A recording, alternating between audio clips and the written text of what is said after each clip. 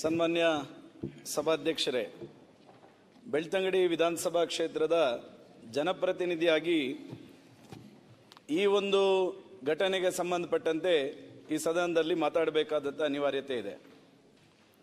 ನಾನು ಈ SIT ಪ್ರಕರಣವನ್ನು ಮಾತಾಡುವುದಕ್ಕಿಂತ ಮುಂಚೆ ಬೆಳ್ತಂಗಡಿ ವಿಧಾನಸಭಾ ಕ್ಷೇತ್ರದ ಧರ್ಮಸ್ಥಳ ಗ್ರಾಮ ಪಂಚಾಯತ್ ವ್ಯಾಪ್ತಿಯ ಪಾಂಗಳದ ನಿವಾಸಿಯಾಗಿದ್ದಂತಹ ವಿದ್ಯಾರ್ಥಿನಿ ಕುಮಾರಿ ಸೌಜನ್ಯ ಅವರ ಹತ್ಯೆ ಅಕ್ಟೋಬರ್ 9, 2012 ಆಯಿತು. ಈ ದಿವಸದ ನಂತರ ಅನೇಕ ಹೋರಾಟಗಳ ಮೂಲಕ ಸರ್ಕಾರಗಳು ಬೇರೆ ಬೇರೆ ತನಿಖೆಗೆ ಅದನ್ನು ಒಳಪಡಿಸಿದ್ದು. ಬೇರೆ ಬೇರೆ ತನಿಖೆಗೆ ಒಳಪಡಿಸಿದ ನಂತರ 2023 ಜೂನ್ 18ಕ್ಕೆ ಕೋರ್ಟಿನ ತೀರ್ಪು ಸಹ ಬಂತು. ಕೋರ್ಟ್ ತೀರ್ಪು ಬಂದ ಸಂದರ್ಭದಲ್ಲಿ ಯಾರು ಅಪರಾಧಿ ಅಂತೇಳಿ ಅರೆಸ್ಟ್ ಆಗಿದ್ದಂಥ ವ್ಯಕ್ತಿಯನ್ನು ಸಾಕ್ಷ್ಯಾಧಾರದ ಕೊರತೆಯಿಂದಾಗಿ ಬಿಡುಗಡೆಗೊಳಿಸತಕ್ಕಂಥ ಕೆಲಸವನ್ನು ಕೋರ್ಟ್ ಮಾಡಿತು. ಅದರ ನಂತರದ ದಿನಗಳಲ್ಲೂ ಅನೇಕ ಹೋರಾಟಗಾರರು ಅನೇಕ ಮಾಧ್ಯಮಗಳಲ್ಲಿ ಹೇಳಿಕೆ ಕೊಡ್ತಾ ಬಂದರು, ನಮ್ಮ ಹತ್ರ ಸಾಕ್ಷಿ ಇದೆ.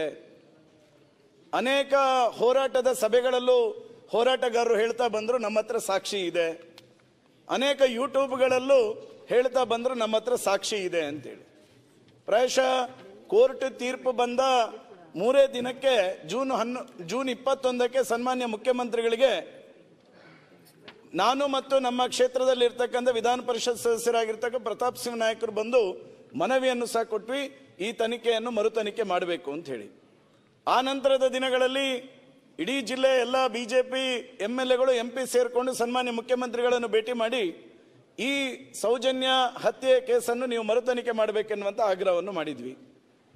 ಈ ಎಲ್ಲ ಹೋರಾಟಗಾರರ ಹೇಳಿಕೆಯನ್ನು ಗಮನದಲ್ಲಿಟ್ಟುಕೊಂಡು ಸನ್ಮಾನ್ಯ ಮುಖ್ಯಮಂತ್ರಿಗಳಲ್ಲಿ ಮತ್ತು ಗೃಹ ಸಚಿವರಲ್ಲಿ ಸರ್ಕಾರ ಹತ್ರ ವಿನಂತಿ ಮಾಡ್ತೇನೆ. ನಾನು ಸಮಾಜಕ್ಕೆ ಒಂದು ಗೊಂದಲ ಇದೆ.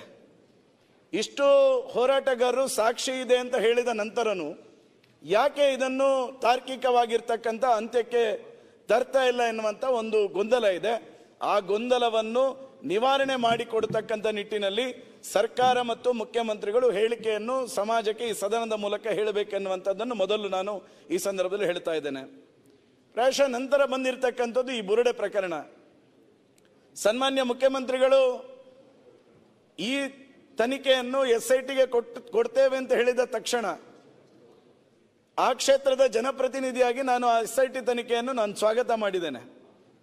ಆ SIT ತನಿಖೆ ಪ್ರಾರಂಭದಿಂದ ಇವತ್ತಿನವರೆಗೂ ಯಾವುದೇ ರೀತಿಯಾಗಿರ್ತಕ್ಕಂಥ ಮಾಧ್ಯಮಗಳಿಗೆ ಹೇಳಿಕೆಯನ್ನು ಕೊಟ್ಟಿಲ್ಲ. ನಾನು ಅನೇಕ ಮಾಧ್ಯಮಗಳು ನನ್ನನ್ನು ಸಂಪರ್ಕ ಮಾಡಿದಂಥ ಸಂದರ್ಭದಲ್ಲೂ SIT ತನಿಖೆಗೆ ನಾವು ಡಿಸ್ಟರ್ಬ್ ಮಾಡಬಾರ್ದು, ನಮ್ಮ ಹೇಳಿಕೆಗಳು SIT ತನಿಖೆಯ ಪ್ರಕರಣದ ಸತ್ಯಾಸತ್ಯತೆಯನ್ನು ತಿಳಿಯತಕ್ಕಂಥ ಸಂದರ್ಭದಲ್ಲಿ ಅದು ಡಿಸ್ಟರ್ಬ್ ಆಗಬಾರ್ದು ಎನ್ನುವ ಕಾರಣಕ್ಕೋಸ್ಕರ ಯಾವುದೇ ಹೇಳಿಕೆಗಳನ್ನು ಕೊಟ್ಟಿಲ್ಲ.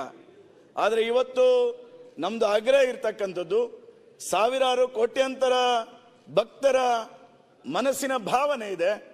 ಆ ಭಾವನೆಗೆ ಪೂರಕವಾಗಿ ನಮ್ಮ ಇಡೀ ಬೆಳ್ತಂಗಡಿ ವಿಧಾನಸಭಾ ಕ್ಷೇತ್ರ ಅಥವಾ ದಕ್ಷಿಣ ಕನ್ನಡ ಜಿಲ್ಲೆ ಮಾತ್ರ ಅಲ್ಲ, ಇಡೀ ದೇಶದ ಹಿಂದೂ ಸಮಾಜದ ಧಾರ್ಮಿಕ ಭಾವನೆಗೆ ಘಾಸಿ ಆಗ್ತಕ್ಕಂಥ ವ್ಯವಸ್ಥೆಗೆ ಒಂದು ಫುಲ್ ಸ್ಟಾಪ್ ಹಾಕ್ತಕ್ಕಂಥ ಕೆಲಸವನ್ನು ಸರ್ಕಾರ ಮಾಡಬೇಕು.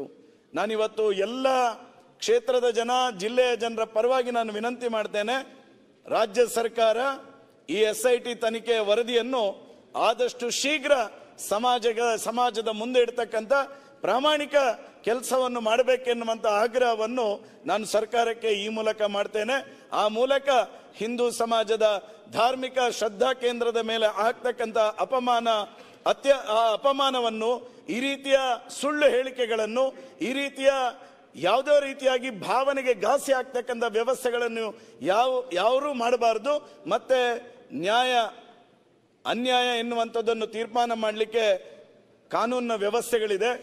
ಯಾರೇ ತಪ್ಪು ಮಾಡಿದ್ರೂ ಶಿಕ್ಷೆ ಆಗಲೇಬೇಕಾಗ್ತಕ್ಕಂಥದ್ದು.